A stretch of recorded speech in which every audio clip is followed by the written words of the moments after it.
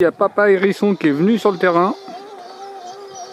Bonjour tout le monde, petite présentation et test du robot tondeuse sans installation de cap périphérique de la société Sunseeker, le Sunseeker S5. La société m'a contacté pour tester leurs produits. Si vous intéresse, vous avez tous les liens en description des vidéos ou à l'adresse qui s'affiche à ce niveau-là. Elle est adaptée au terrain jusqu'à 1600 m², garantie 3 ans, un système de vision avec intelligence artificielle. Le plateau de coupe, il est flottant.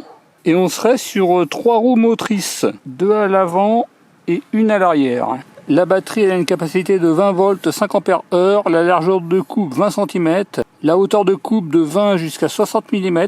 Au niveau des pentes, c'est 60%, 30 degrés au maximum. Sans installation de cap périphérique, elle pèse 12,5 kg et on peut gérer jusqu'à 8 zones. On y trouve un guide de démarrage rapide, le chargeur. En sortie, c'est du 20 volts 3 A 60 watts. Il est IP67, l'alimentation de l'antenne RTK, en sortie du 15 volts 2 A 30 watts. Il est également IP67, une boîte d'accessoires avec la notice d'utilisation, de la visserie de fixation pour l'antenne RTK, des crochets de fixation pour l'antenne RTK. Ce sera soit des crochets, soit de la visserie, de la fixation pour la station de charge, un total de 6 lames de remplacement, de la visserie de remplacement pour les lames. On notera la présence de l'œillet et d'un frein filet. L'antenne RTK avec sa rallonge d'alimentation. La station de charge avec les connecteurs de charge qui sont ici. Et le robot tondeuse. Sur la partie avant, on a le système de vision avec une lumière LED. Les 2 connecteurs de charge. Sur la partie haute, un bouton d'arrêt d'urgence. Le capteur pluie. Là, ça se lève. Ici, pour régler la hauteur de coupe, à noter qu'il y a des hauteurs intermédiaires. Un petit panneau de contrôle qu'on verra plus tard. Sur la partie avant, il y a 2 grandes roues de 20 cm et d'une épaisseur de 4 cm. Sur la partie arrière, une poignée. Là, vous voyez la partie en dessous, avec une grande roue motorisée sur la partie arrière. Elle fait 9 cm sur 7 cm. Le plateau de coupe avec un système à 3 lames. Le logement de la batterie. Donc là, ça s'ouvre avec 4 vis. On est sur un système de connecteurs. On est sur des 18650. Pour ceux que ça intéresse, l'installation est en vidéo bonus en description de la vidéo. Et on passe tout de suite à la création de la carte. On va créer la carte, démarrer la cartographie. On a un petit didacticiel en français, prêt à vous entraîner. Ici pour reculer, avancer, gauche, droite. Donc j'ai positionné la tondeuse et je fais commencer la cartographie. Il suffit simplement de déplacer le robot tondeuse le long de sa bordure.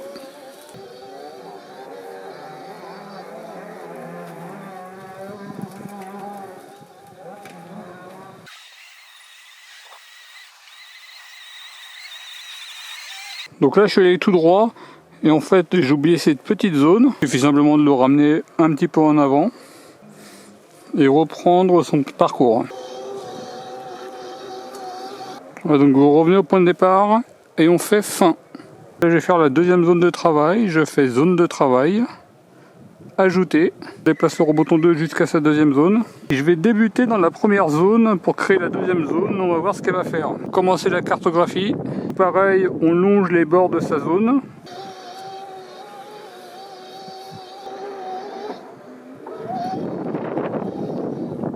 Et là je fais fin. Les 2 zones se chevauchent, il me propose de les fusionner. Je vais dire ne pas fusionner. Et là il va créer 2 zones l'une à côté de l'autre. Je vais faire un passage entre les 2 zones. Couloir, ajouter. Donc là dans ce modèle là on est vraiment sur 3 roues motrices. Vous voyez la roue arrière, elle est également motrice. Vous voyez ce qui peut limiter les risques en cas de déplacement, d'abîmer au niveau de la pelouse. Là je fais commencer la cartographie, je me déplace d'une zone à une autre et je fais fin. Création de la carte est terminée. Vous voyez, il me dit que la bande de recharge est hors de la carte, il faut que je crée un couloir. Vous voyez, je vais rajouter un nouveau couloir. Là je vais faire un tracé. Vous voyez, je l'ai mis comme ça, on va voir. Confirmé. Retour à la station de charge.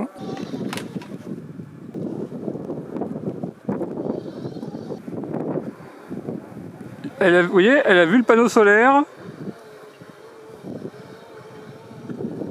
Vous voyez le cap qui était un petit peu plus haut, elle l'a vu.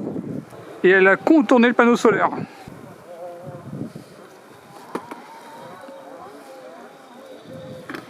Et elle est bien retournée à la station de charge. Création de la carte très facile et du premier coup. On va faire un test sur 300 mètres carrés avec une première zone qui fait 150 mètres carrés et une deuxième zone qui fait également 150 mètres carrés. La deuxième zone est un peu plus compliquée que la première zone. A noter que je n'ai absolument rien bloqué sur mon terrain. Si j'avais eu des racines qui dépassaient au niveau des arbres, là par contre j'aurais bloqué la zone. Hauteur de tonte, on va mettre 40 mm. Vitesse de tonte, je serai sur standard. Espacement de coupe standard. Sensibilité de l'IA faible. Évitement des obstacles, je vais mettre un contact lent. Commencer, tout sélectionner. 299 mètres carrés et il y en aura pour 3 heures de tonte. Là vous voyez le déplacement du robot tondeuse. On est sur un déplacement organisé. Elle va pas partir dans n'importe quel sens. Là vous voyez comment elle se retourne.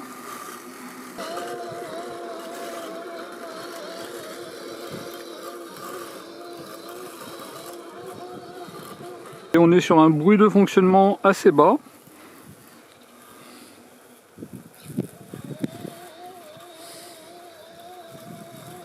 On arrive sur 1 heure de tonte. Une zone qu'elle a faite et une zone qu'elle n'a pas encore faite. Au bout de 60 minutes, on est à 30% du travail fait et il reste 44% de batterie. Et là, vous voyez au niveau de la carte ce qui a été fait. Sur cette première heure de tonte, aucun problème. Là, vous voyez la tonte, ce que ça peut donner. Bon, l'herbe était un petit peu haute, là ça fait des morceaux d'herbe coupés. Il aurait fallu que je fasse 60 mm puis 40 mm. Ces morceaux de tonte, ils partiront après 2-3 jours. Et comme vous pouvez le voir, ça semble donner un très bon résultat. Là, il n'y a pas de petites touffes. On a un très bon résultat au niveau de la tonte. Une zone qu'elle a faite, et là une zone qu'elle n'a pas faite. A noter que l'herbe, elle était quand même un petit peu haute. En tout cas, vous voyez, ça donne un très bon résultat.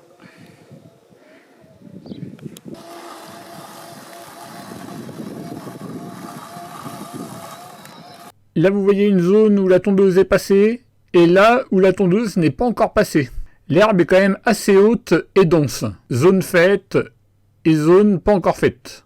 Elle retourne à la station de charge. Il restait 15% de batterie. Elle a tondu 91 minutes et elle a fait 41% du travail.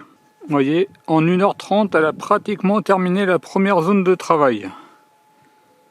En 1h16 minutes, elle reprend le travail et on est à 99% de batterie.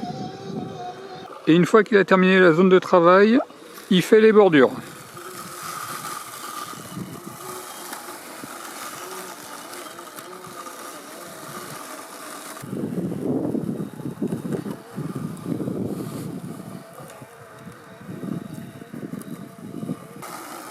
Bon, quand j'ai créé les bordures, je suis vraiment passé très proche des bords.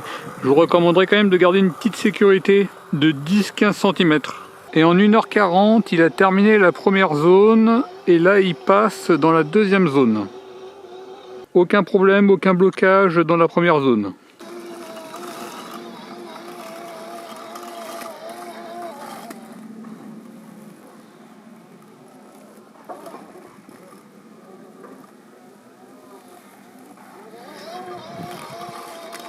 À ce niveau-là, on est à l'autre bout du terrain. L'antenne RTK elle est de l'autre côté de la maison. 40 mètres avec la maison et il n'y a pas de problème.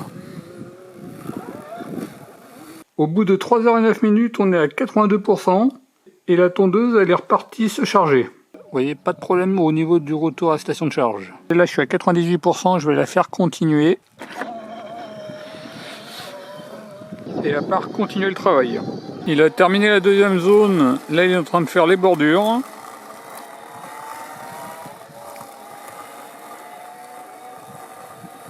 Et voilà, c'est terminé, il retourne à la station de charge. Il a fait 267 mètres carrés en 3h35 minutes de tonte. Il a débuté à 11h32 et terminé à 17h37. Et à noter qu'il n'y a eu aucun problème, aucun blocage sur la pelouse. Vous voyez le résultat le lendemain matin. Zone numéro 1, vous voyez, ça donne un excellent résultat. Dans cette zone, il y a simplement un petit loupé à ce niveau-là, vous voyez, une petite bande de touffe.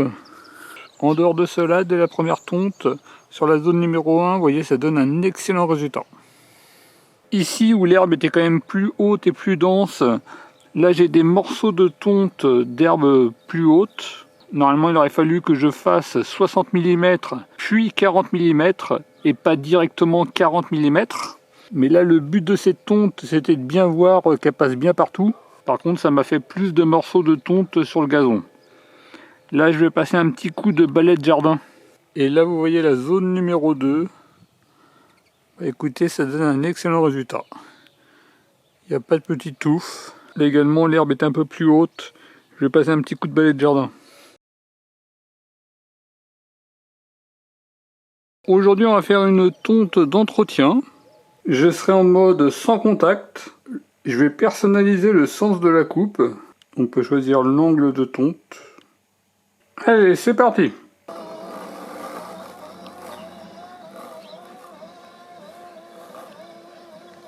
Il a terminé la tonte, il retourne à la station de charge. A noter qu'il n'y a eu absolument aucun problème, aucun blocage sur le terrain. Là, il a fait 265 mètres carrés en 3h37. Là, vous voyez le résultat après la deuxième tonte. Petit loupé qui était ici, étant donné que j'ai fait une tonte croisée, bah maintenant, il n'y a plus du tout de loupé. Aujourd'hui, on va faire une tonte au plus rapide. J'ai mis vitesse de la tonte rapide, espacement large. Allez, c'est parti. Et voilà, vient de terminer. En 2h36 minutes. En mode rapide, j'ai gagné à peu près 1 heure de tonte. Elle s'est rechargée une fois et là on est à 86% de batterie. Vous retrouverez toutes les informations de ce robot tondeuse et tout ce que j'ai testé sur bricoscore.com, rubrique robot tondeuse. Il est adapté pour les terrains jusqu'à 1600 m². Le retour à station de charge, c'est quand il reste 15% de batterie. La reprise du travail, c'est à 100%. En sachant qu'il n'est pas réellement à 100% de charge de la batterie. Le temps pour passer de 15 à 100%, c'est 1h16 minutes. La charge complète, c'est 1h30 minutes pour 101 Wh. En veille, il consomme 6 watts. Le temps de travail par charge, c'est 2h240 m² en mode rapide. Bien entendu, ça dépendra des terrains. Terrain plus grand, plus facile, le temps de travail par charge sera plus important. Inversement, sur les plus petits terrains avec plein d'obstacles, le temps de travail sera plus court. Par heure, en mode rapide, on est sur du 120 m² par heure. Le coût de la charge, c'est 2 centimes. Le coût de fonctionnement de 9h à 21h, c'est 9 centimes d'euros. En comptant les différentes charges, pour 918 m² de travail. Bon, c'est simplement pour vous donner une idée, si je le faisais travailler de 9h à 21h en mode rapide, sur la journée, je pourrais faire à peu près 918 m². Et si vous avez un très grand terrain et vous l'avez travaillé sur 2 jours, on peut faire 1835 m². Bon, vous retrouvez toutes les informations sur bricoscore.com, rubrique robot tondeuse. Mon terrain, je l'ai décomposé en 2 zones. Et on voit que lorsqu'on a 2 zones l'une à côté de l'autre, en fait il y en a une partie non tondue entre 2 zones. On va faire une tonte manuelle. Je vais ramener ici et là j'active.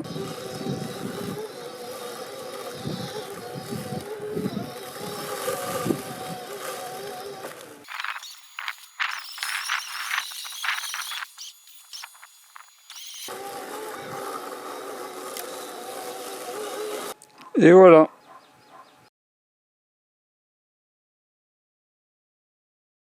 On va tester les obstacles. Donc là, il y a Papa Hérisson qui est venu sur le terrain.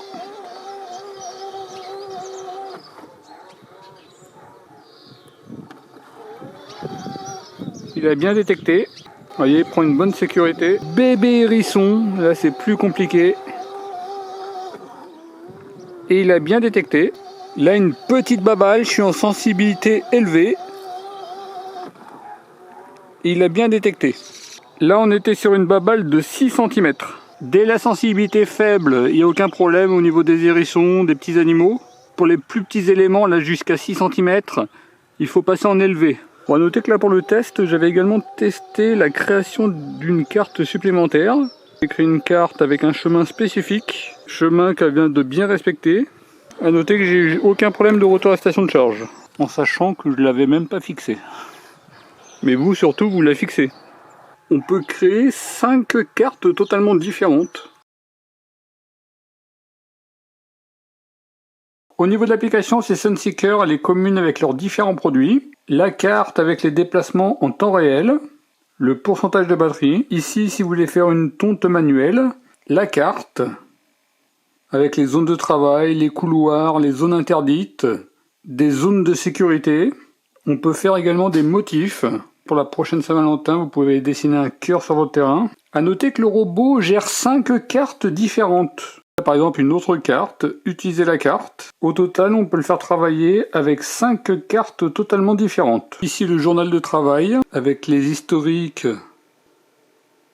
Par exemple, c'était la tonte rapide. Il avait fait 256 mètres carrés en 2h36 minutes.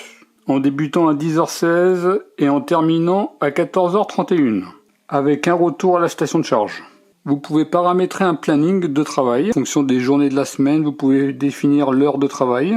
Ici pour les paramètres, avec le paramètre de travail, vous activez ou pas le planning, l'édition de la carte qu'on a vue précédemment, la vitesse de tonte entre lente, standard et rapide, l'espacement, standard ou large, le sens de la coupe, par défaut, sans trace, où vous pouvez personnaliser l'angle. Et là, vous définissez l'angle de la tonte. Là, ce sont des paramètres généraux qui s'appliquent à toutes les zones. Et si vous souhaitez, vous pouvez paramétrer par zone. Par exemple, cette zone-là, je veux qu'elle aille lentement. Coupe standard. Elle va faire travailler dans cet angle-là. La deuxième zone, je veux que ce soit en rapide large, avec un angle différent. Et selon la zone, elle travaillera différemment. Paramètres de tonte des bords. À chaque fois, une fois sur 2, une fois sur 3. Si vous souhaitez qu'elle commence par faire les bordures ou la zone de travail, la sensibilité de l'IA, faible ou élevée. À noter que j'ai toujours travaillé en faible et ça s'est très bien passé. L'évitement des obstacles, sans contact ou un contact lent. Délai en cas de pluie. Vous définissez le délai de reprise jusqu'à 12 heures. Et un mode économie d'énergie. Elle éteindra les lumières.